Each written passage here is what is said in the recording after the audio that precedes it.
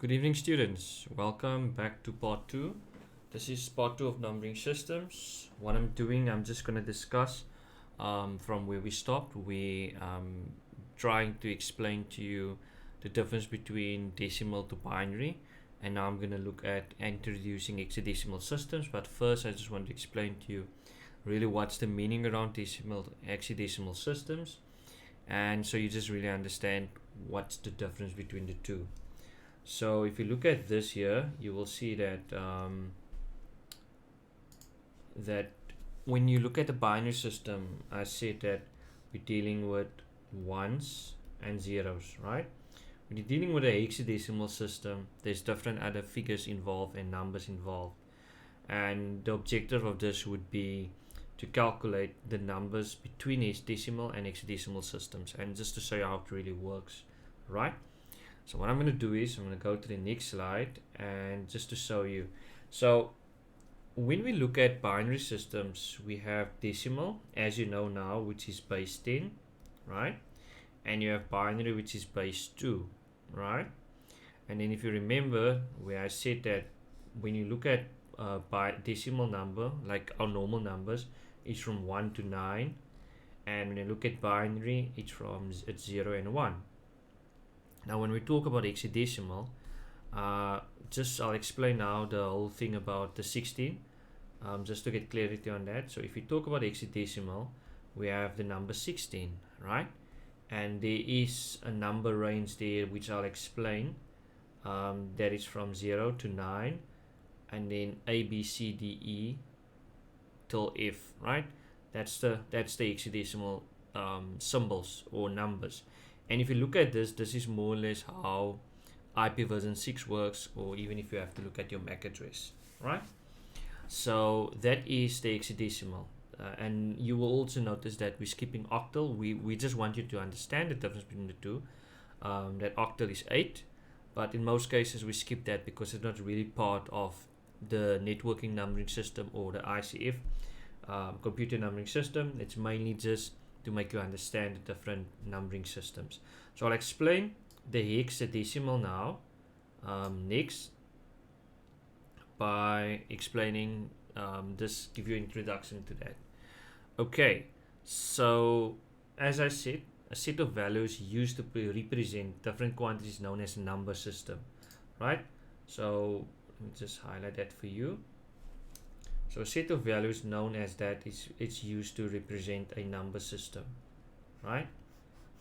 And a digital computer represents all kinds of data information in binary numbers, as you remember. So that's your ones and your zeros. Normally, if you look at audio, graphics, video, and text and numbers, everything is converted to binary. And that's how the computer works. That's how networking works.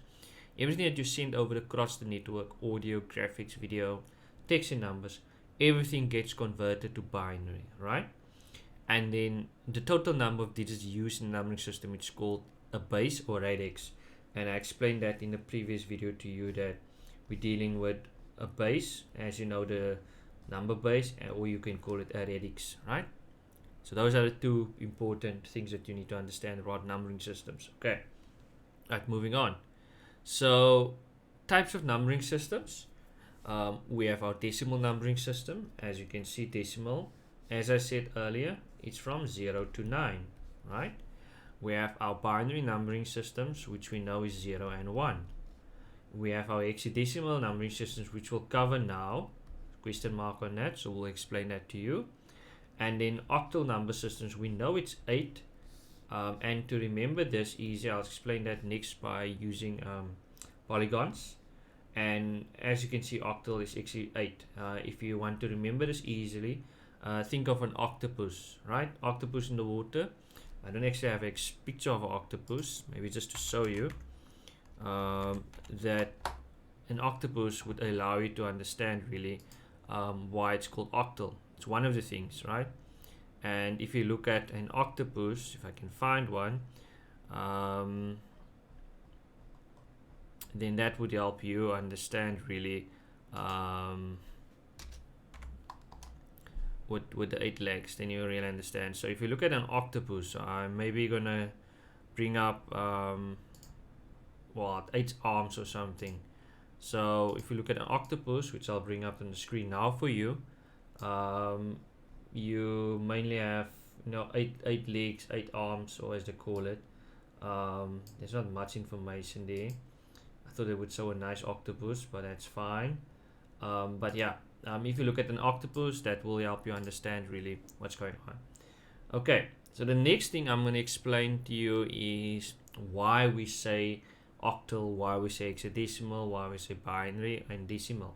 So key things that I'm bringing up in this polygon, right, is just to explain to you where the term, sorry, that's going forward, where the term octal and hexadecimal comes from, because you always hear the word hexadecimal, right? This word here, hexadecimal.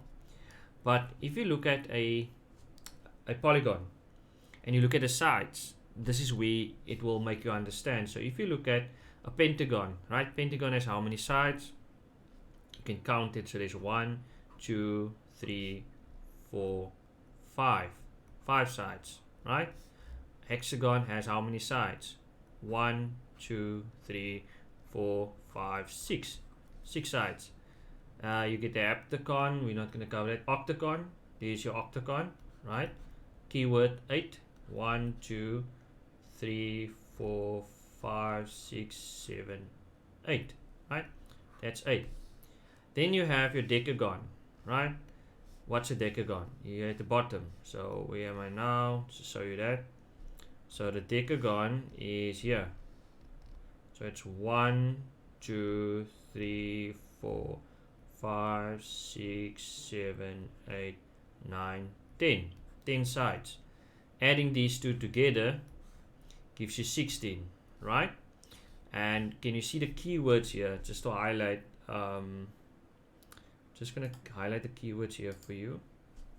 So the keywords here is hex, des. If you add it two together, you get a word called hexadecimal, and that's why it's normally seen as 16, right? So that's just trying to make you understand. If you look at sides and you understand polygons, you really understand why we call it, why it's 16 together.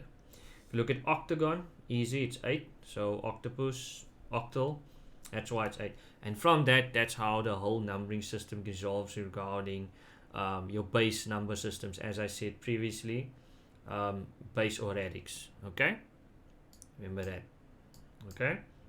Okay, let's continue next.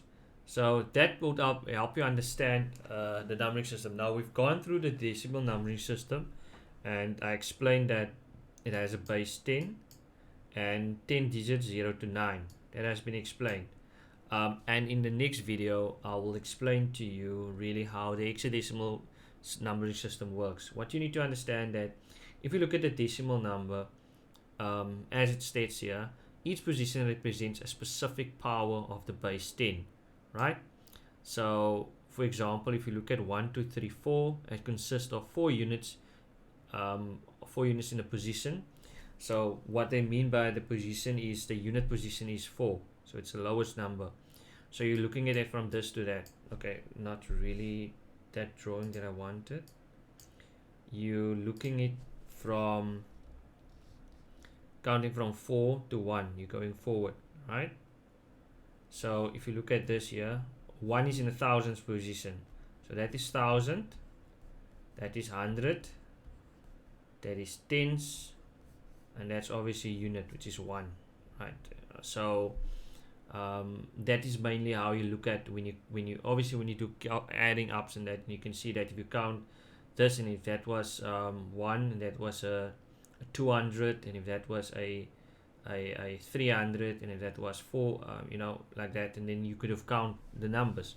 But if you look at this is 1234, and you have to write that out. You would say it would be, I'm just gonna do it here, so it would be 1000, right? You have 200, we have 30, and you have 4, 0, 4, and that's what probably how you have to write it out, you know. And if you add that all together, right, you'll get to that number here, right? But if you look at this and you have to work this out, you know, and you have to put it with a base 10, you normally put a 10 there at the bottom, and that would represent that it's a base 10. But in this sense here, we're talking about the same concept as with the binary. So what I'm trying to show you here is that, and I'll explain that to you next, is that if you look at this, you would see that you start from 0. Remember with your binary system, where did we start? We said 2 to the power of 7, right? And we said 2 to the power of 6, 2 to the power of, what was the next one? 2 to the power of 5, to the power of, and we went down and we got to 2 to the power of 1, right? No, to the power of 0, right? That was the last one. So if you look at that, that all adds up to 8 numbers if you look at that. So we stopped at 2 to the power of 7 because we always start with 0.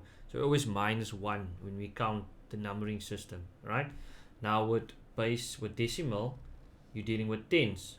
So you will have 10 to the power of 0, 10 to the power of 1, 10 to the power of 2, and 10 to the power of 3, right?